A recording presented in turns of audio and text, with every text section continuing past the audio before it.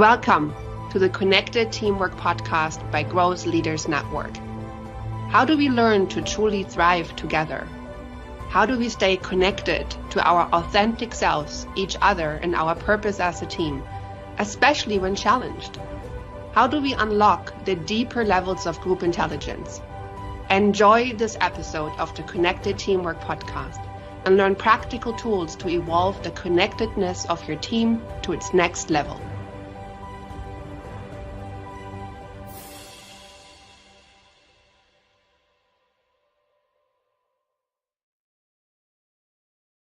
And welcome to the Connected Teamwork Podcast, episode number 78, where we help leaders and teams connect more deeply to themselves, each other, and their purpose. I'm your host, Hilke Faber. I'm here together with my co-host, Carson. Hey, Carson, how are you today? Hilke, I'm wonderful. Always good to be with you, my friend. And with you. I'm glad we're going to look today at connected communication practice number 5, which is called choosing your altitude intentionally, as opposed to nose diving into the details and basically losing people.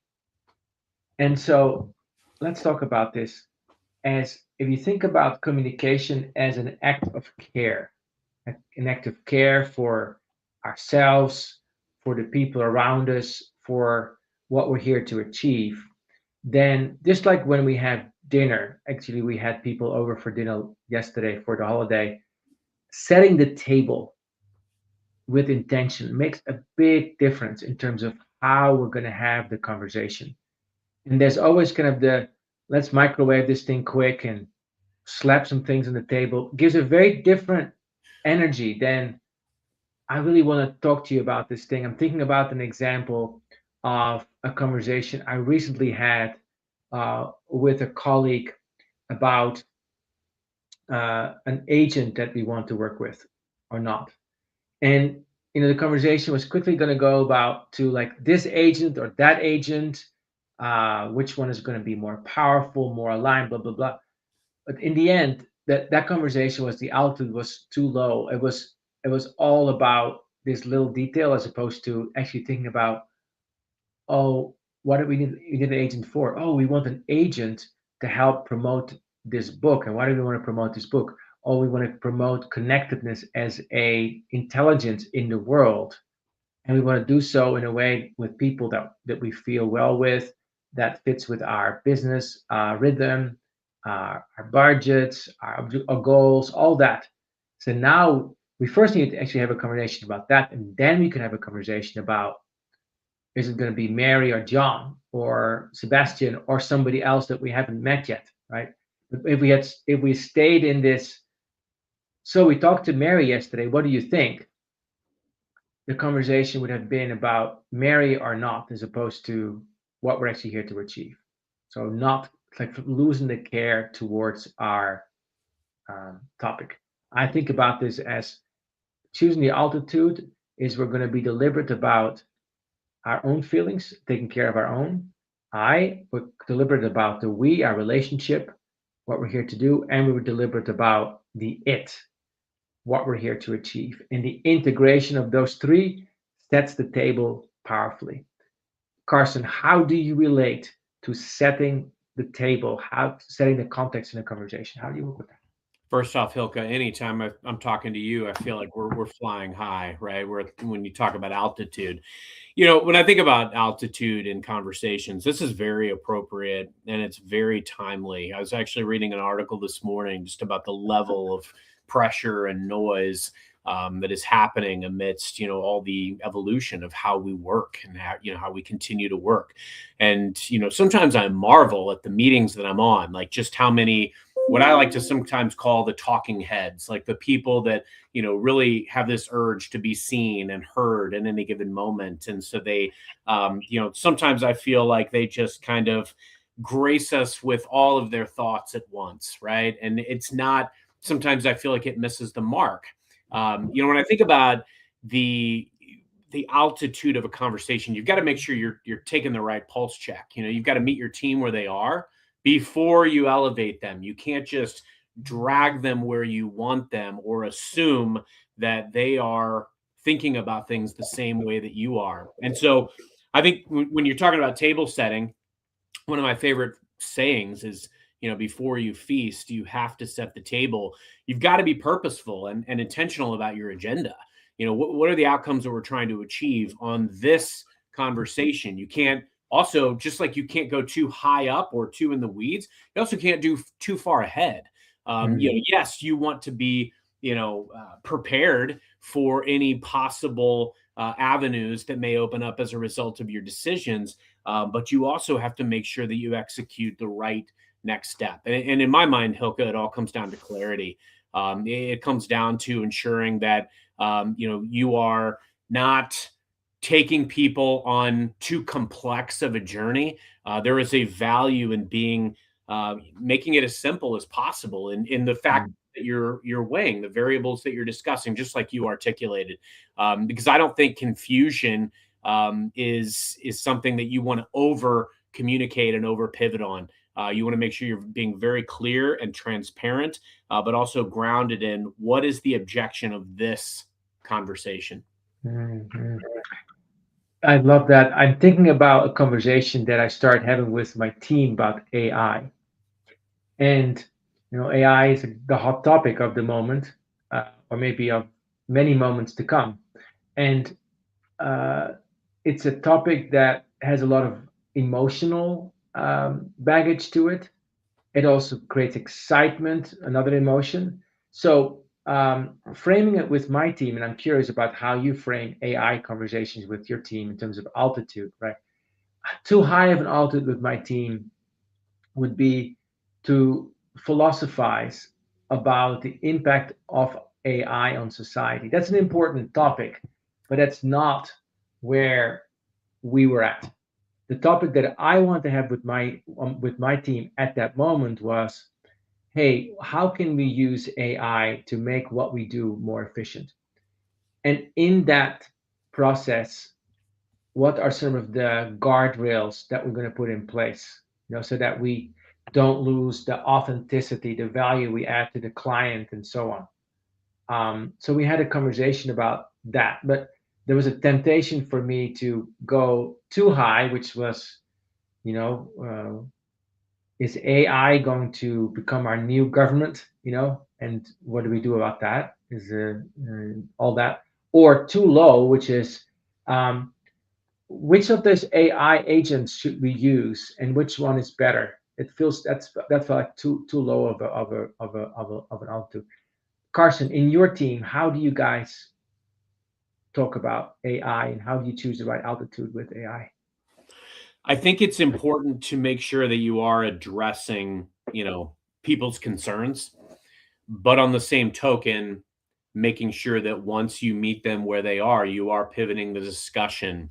And I'll give you some examples, very, very akin to what you just described, Hilke.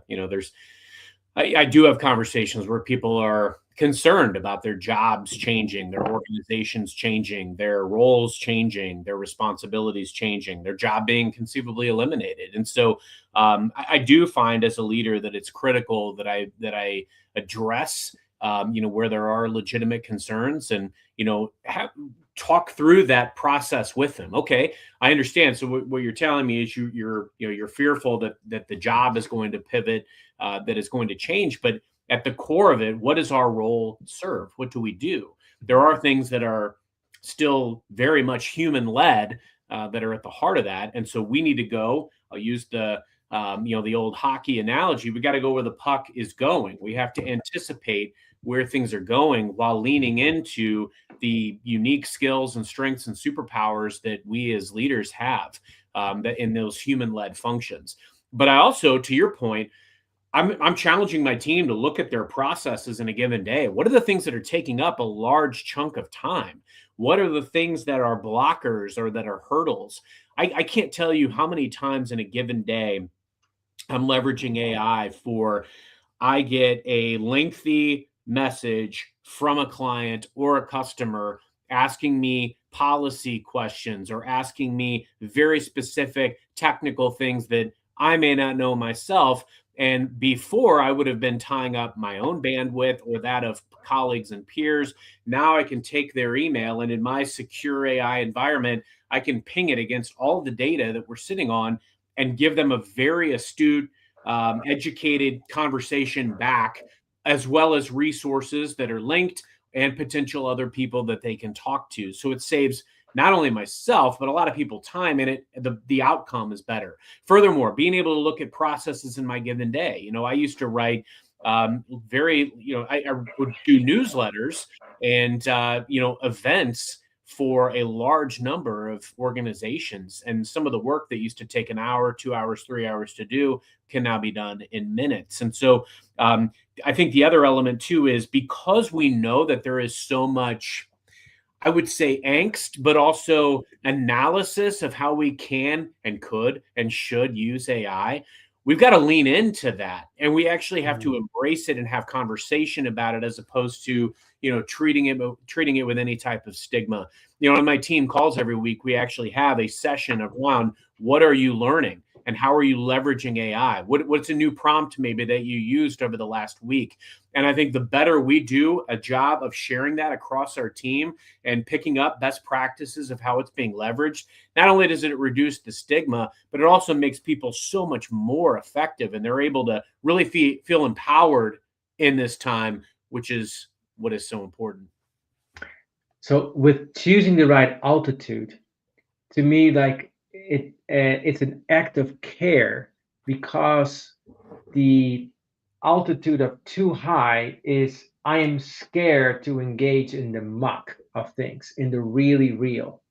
So what you said, Carson, in this case with AI, I'm going to engage directly into the concern that's happening, without trying to make some Pollyannish silver bullet things that I'm saying, oh yeah, it's all going to be great, and yes, you're going to keep your job, and everything is going to be just better. No, the change doesn't work that way. When we have a leadership conversation, we need to talk about the really real, and say about, okay, so, well, yeah, what could happen? Yes, you could lose your job over this, or your job could change of this. And what you said, and what are we here to do, right? So what are we here to do? That makes it authentic. Too low of an altitude would be to talk about one feature only.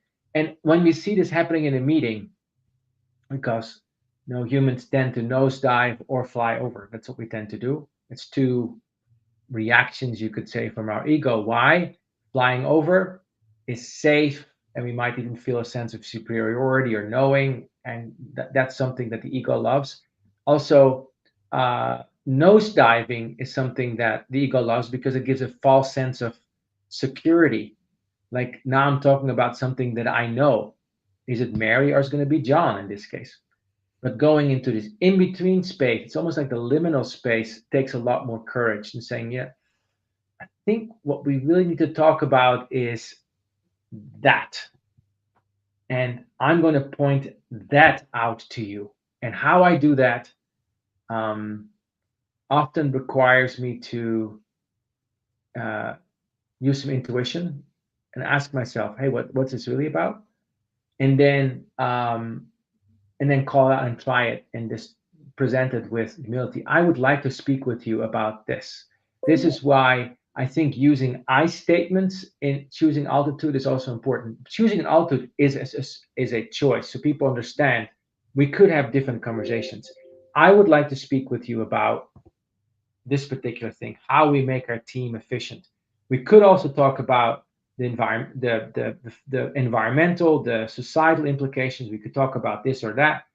So technology. And today, I'm choosing to spend time with you here. How does that sound to you? That's an act of leadership. So we're gonna take a break in a moment. After the break, I would like to talk more with each other about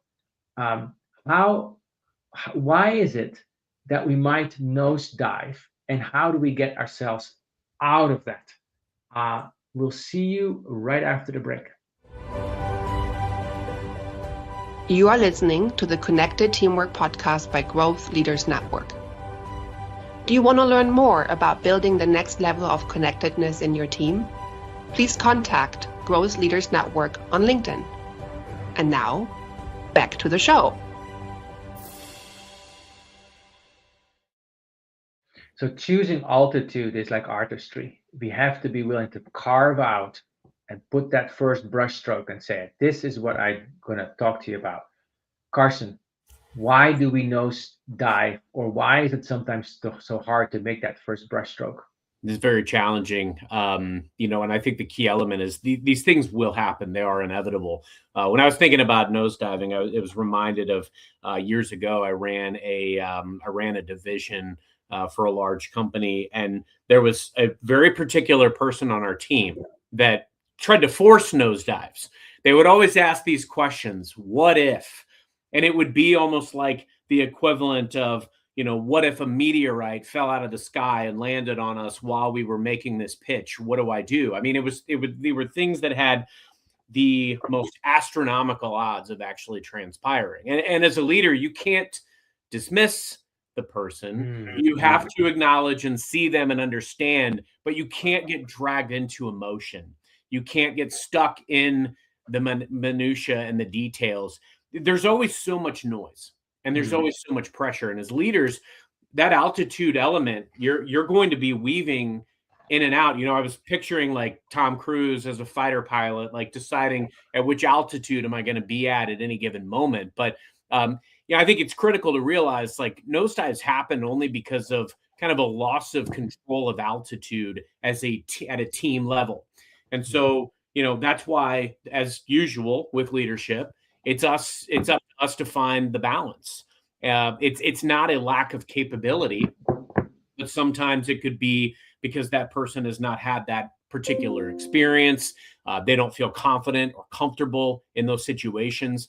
And so sometimes these are things that are brought up while you're in a team setting. So you have to address it, and you have to quell everyone's nerves around the topic while they're there. But I think it also benefits you to be able to pull aside that person in kind of a one-to-one conversation, as you described, Hilke. Hey, I want to talk about the comfort that you have in the direction that we're going. You raised some concerns. Let's talk about that. Tell me more. I think those one-to-one types of conversations are important. And frankly, if they're brought up in a team setting, we can also do it there. But, anytime that the conversation gets tense or defensive, people start talking over each other, or you can feel the, almost the animosity amongst some of the talking heads. People are debating different details. Somebody kind of gets really loud in the conversation.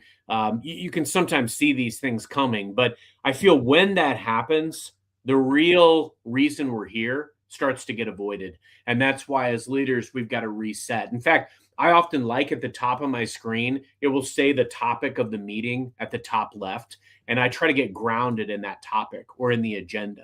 Hey, team, this is great dialogue. Everybody's bringing up a lot of really good intel. This meeting is all about X. I know in the agenda, we wanted to walk away today with this. Where do you think we need to go from here in the conversation? It's not being accusatory or setting up any type of singling out someone for the nosedive. There's no need to blame because it's human. However, how can we course correct? And I find as a leader, it's easier to just get grounded back in. Why are we here? Why are we here? So that if we're nosediving, it's a human trait. It's a human trait. We all do it. I do it. You do it. Everybody does it. And saying, okay, now how do we get back to the right altitude without making somebody wrong? And I think that is part of the art in doing that well. Now, I don't think there's recipes. A few elements that help me is to keep in mind the humanity of the other person. There's my tone of voice changes if I think you're a schmuck. That I become a little pedantic, or I say something smart, or when I say, "Oh, thank you for sharing," but it's clear that I'm like trying to get out of this. But when I have in mind, like, "Oh, yeah, thank you for sharing," and then almost like in tennis, I take the ball back and say, "Okay, so now I'm thinking about what we really need to talk about now. What's really going to be of service back to the agenda topic." Or if I feel in what the nosedive says is what the nosedive talks about, there's something of value, I might ask, huh, what might be the underlying issue here that will be important for us to talk about? And those two things together, what's the deeper issue, and that might be important to talk about. It does something to people's wisdom, because people are like, oh wait, yes, I'm not just having a conversation here just with myself. I'm actually sitting here in a broader room. So it raises the stakes a little bit. The other thing that I find helpful in setting altitude, and this is subtle, is to be aware of our brain waves.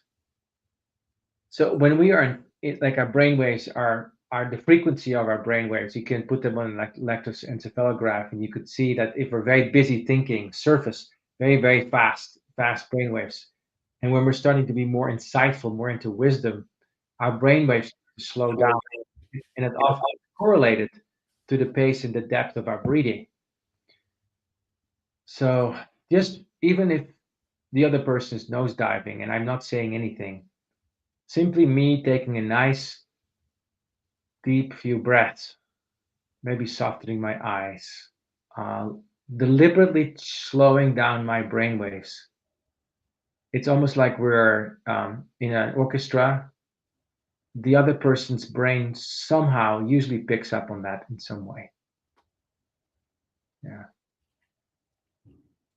What are your thoughts, Carson? As you described that, Hilke, I thought about how applicable this is in most personal conversations, right? I mean, these happen in team scenarios, but often, like, even if you're having a conversation with someone that you're close with personally, those conversations can nosedive. And you're not guaranteed to be able to bring them back on track. But if you don't manage that rising tension, that energy of the rising tension, if you don't match it, if you can manage that, not getting lost in the panic, those are the types of things that I believe will help you get it back on track and recalibrate the conversation. As I've advanced as a leader and over time, I really try to observe, and rather than, we've talked about this before, resisting any inclination to feel like you've got to be the smartest person in the room, you can observe, and you can observe the energy. And are you, in the back of my mind, I'm always thinking, are we advancing along the agenda and the outcomes that we're here to support?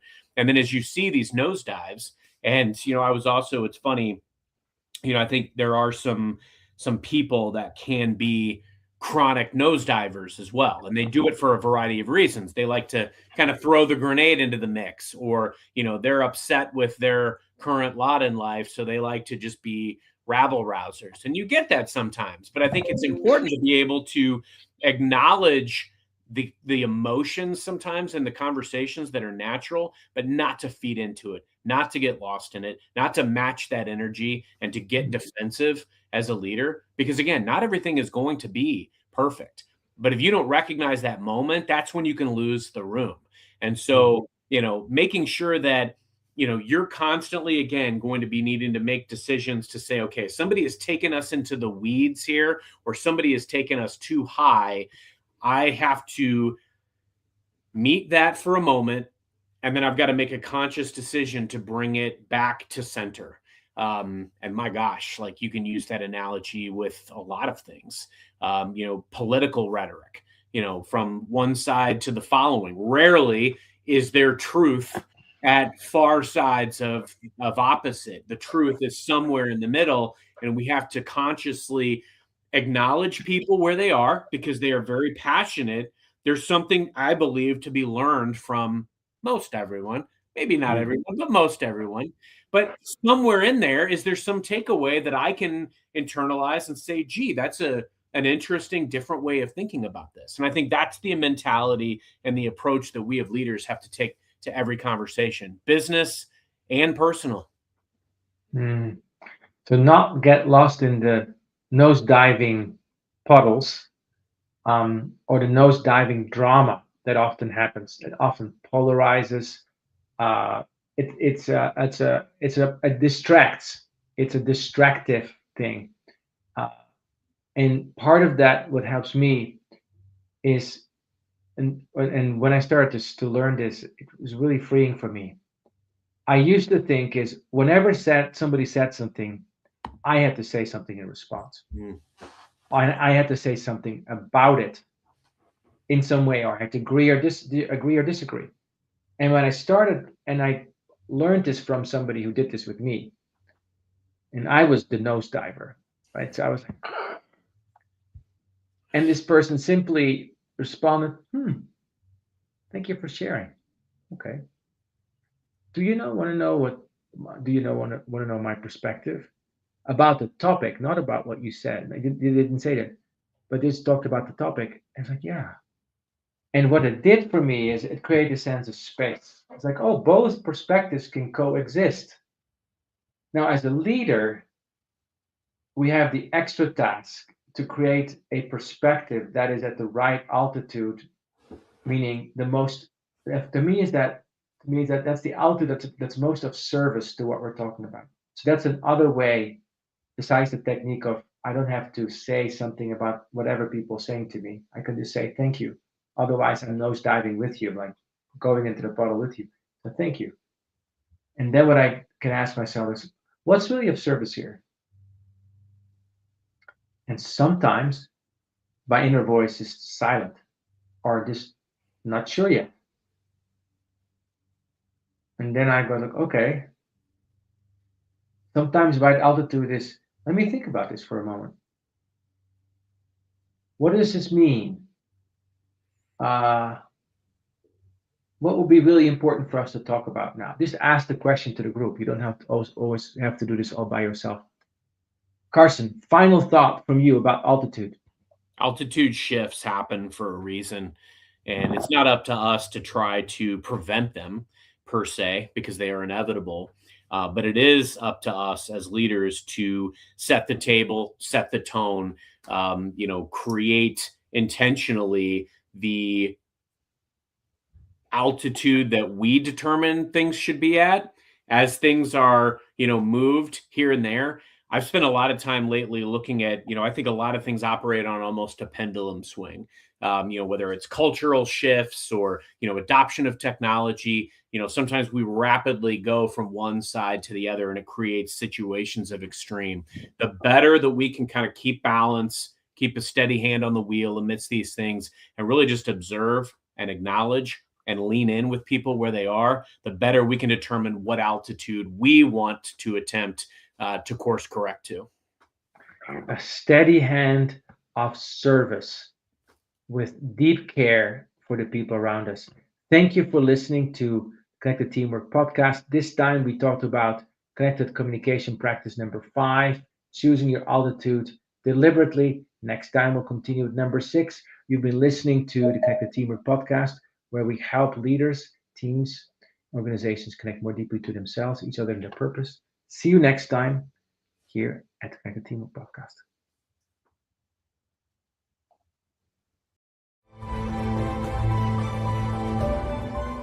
Thank you for listening to the Connected Teamwork Podcast by Growth Leaders Network. Take a moment to reflect on what you learned today that can help build your team. Also, if you like, think about one of your team members and what you appreciate about them. Let them know. Enjoy connecting more deeply to what is great about them. And see you next time at the Connected Teamwork Podcast.